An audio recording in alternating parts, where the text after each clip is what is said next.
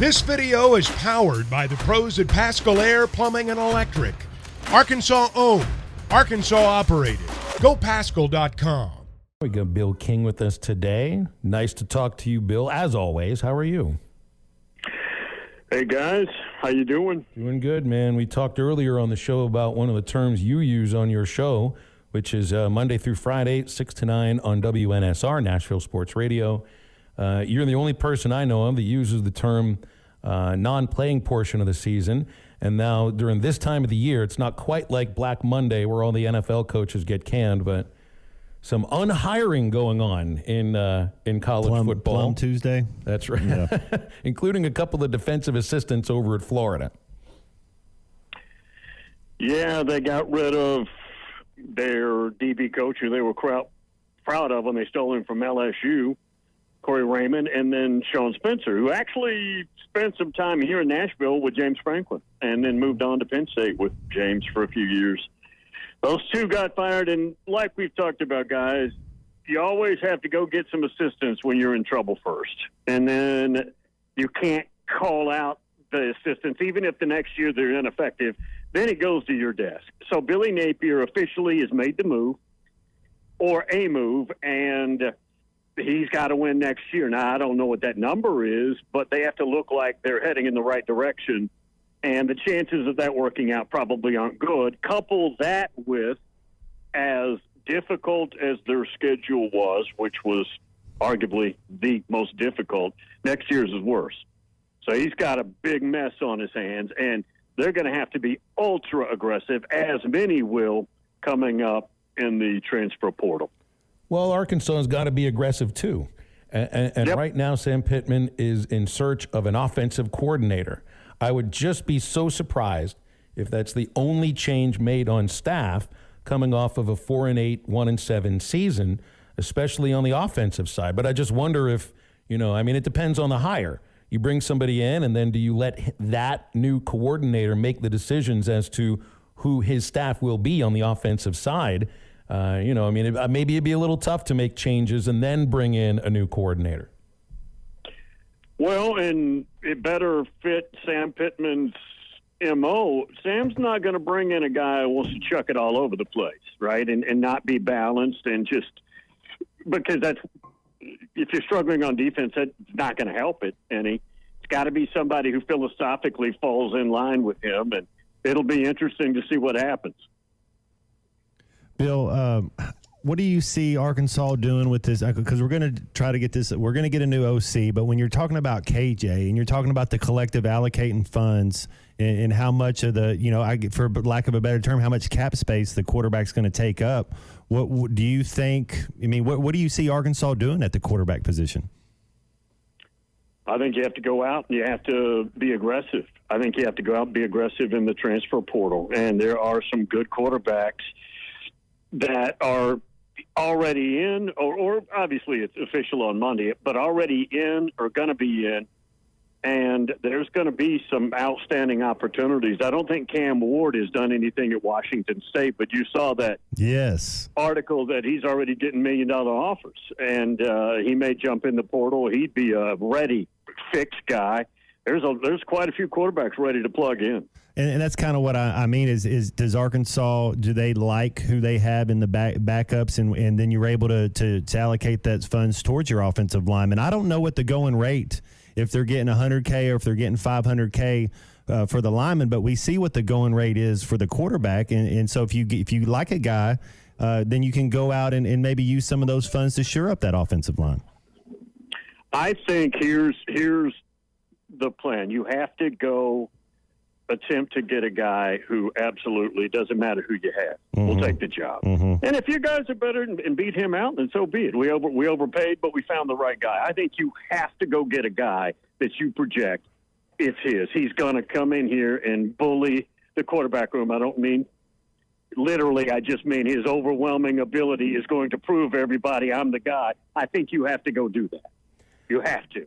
There was an announcement earlier today, Bill, from the Arkansas Athletic Department about a a new official NIL collective called Arkansas Edge. It's basically, I think it seems to me it's like it's crowdsourcing of a sort.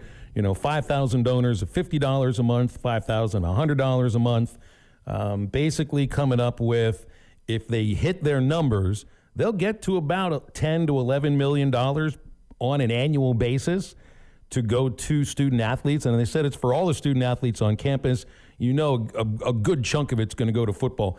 $11 million, I saw that's the exact same amount of money that Mike Elko has to work for a salary pool for his assistant coaching staff. So isn't this something? We've got a new NIL collective at Arkansas that's looking to raise pretty much the same amount of money as a head coach at A&M, one of the richest schools in the country for athletics, is going to pay their assistants. And let me add to that. That's today. What's it going to be tomorrow, meaning next year? Yeah. It's not going down. It's never going down. There's no police force. It can't go down. Yeah. What do you think of Elko getting hired over there? And the whole situation with was Stoops hired, or did the fans revolt and the board said no? I mean, that was a crazy deal on Sunday. Cliff notes, Stoops was going to take that job. He was offered the job. Time to get it approved. They succumbed, just like Tennessee did over the Greg Schiano rumors, to social media, and they would not approve it. Elko's a very good hire, solid hire. He's from the defensive side of the ball. That won't be a problem. They've got a really good quarterback coming back. And we don't know what Riley Leonard's going to do. I haven't checked the last 5 hours or so, but I don't know what he wants to do with his future, stay where he's at or move on somewhere that needs a plug-in quarterback. Either way, you're in good position with Connor Wegman there or a new guy, and there's talent. Now, you've got to go re-recruit it, but they've got the funds, as we all know, to re-recruit quite well. A lot of good games last weekend, Bill, and then you got championship Saturday. And it's starting off with Friday, the game that I've been excited about, that was an absolute thriller, that Oregon-Washington game. Is this a true win in your end game? Yes. And what shocked me, maybe not that Oregon was a favorite, but that first line, and I think it's still sitting there, it's 9.5. Oregon is a big favorite, pretty solid favorite in this ball game, in the rematch. I think they're trending better. They're playing better. And, yes, I think Dan Lanning in year 2, he wins this game. He's in the playoffs. Is Alabama's luck out after the luck that they got? Again, I mean, I shouldn't just throw it on luck. Right. Because Alabama, I guess, deserved that win because they ended up winning the game. But, man, I couldn't see how they were going to pull it off once that snap went back to the 30-yard line or so. But is their luck out? Are they out of luck by now? Remember, in the Georgia National Championship game, Tua took a huge sack. Yeah. And it was 2nd and 26, not quite 4th and 31. Isn't that how dramatic? I mean, things can change in one play. Yeah. Now, Alabama's come a long way this year, guys. We've all witnessed this. Are they good enough to beat Georgia? I don't think on Georgia's good day. If Georgia's not in the holiday spirit, another term I use on the show is benevolence, meaning turnovers. If Georgia's not kind to Alabama, I think it's a close game, but Georgia wins. Yeah. Well, it's I've been impressed with watching Jalen Milroe. I really have. Yeah. I think he looks like a much different quarterback than when Texas took Alabama down. But if all things being equal, if Alabama beats Georgia, if Texas, I think they will, they should roll against Oklahoma State. If Oregon knocks Washington out of the ranks of the undefeated, and if there's only one undefeated team, and it's Florida State, and they get in. And Michigan. And then Michigan. So now you get 2 of them in. So who would be 3 and 4 at that point? I really have trouble leaving Texas out with a win over Alabama. And like we've already said, we view the Pac-12 championship game as like an extra playoff game. Win and you're in, right? So who's number 4 in that case? All right, now let me get this straight. In your scenario, Alabama beats Georgia. So Alabama's in. That's not debatable. Oregon or Washington, one of those 2 is in. There's 2 teams. Michigan is 24-point favorite. Iowa can't score enough to win that ball game. Michigan's in. Now we've got to find the 4th team. The 4th team, if this is about the 4 best teams, it's Georgia. Now, I don't know that they're going to do that. Georgia would be favored over every one of those teams after a loss to Alabama. And to me, if it's about preserving the top 4, then they would be in. Don't know the committee would do that. And here's the other thing. Do you preserve Florida State being undefeated, considering they're not as good as they need to be? Because Jordan Travis is gone. Well, they did it with Ohio State. Now, again, that was the first year of the playoffs, but they were down to quarterback number 3, and they didn't worry about losing quarterbacks. So they allowed them in. I don't know. But if it's about, there's no way if you are on a board and your job is to pick the best team, you take any of those teams over Georgia. That'd be one loss. That'd be very interesting. That's the first year you had to call a playoff of the 4, and this would be the last year you have the playoff of the 4. Correct. And Bill, I don't think I'm with you. I agree that Georgia would be better than Florida State in a matchup, but I don't see any way that if they'd leave an undefeated Florida State team out. I think you're right. No, I think you're right. And you know what? That's fine. It gives me something to scream about on the show. That's good. What we need. That's right. It's good for radio, man. Very good for radio. As is the unhiring season in college sports. Real quick, what about Mississippi State? Do you think they got it right?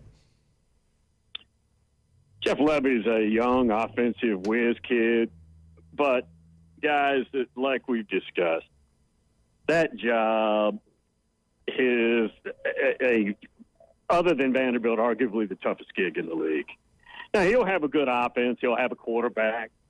They'll score some points. You can get some dudes on defense, recruit the JUCOs there, some too. That's a tough gig. The chances of Jeff Levy succeeding there, being there, let's say in year 5, and they're happy, is probably about 20%. What is success?